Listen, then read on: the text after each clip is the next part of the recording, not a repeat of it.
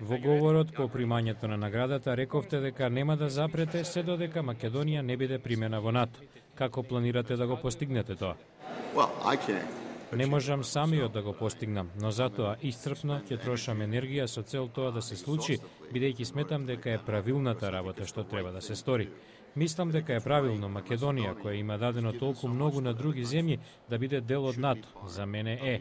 Да употребам термин што еден колега го употреби. Абсурдно е да се држи надвор од НАТО поради спор меѓу две земји, а не меѓу сите земји во светот.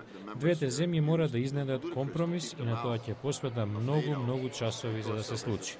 Говоревте и за потребата од премостување на разликите и како овој спор е бесмислен. Што може да направат обете земји во однос на отстапките за да постигнат решение? Треба ли Македонија да се откаже од уставното име?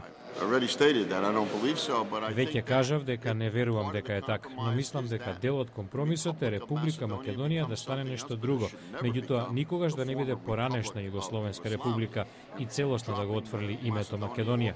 Го разбирам проблемот. Има еден македонски дел на Грција.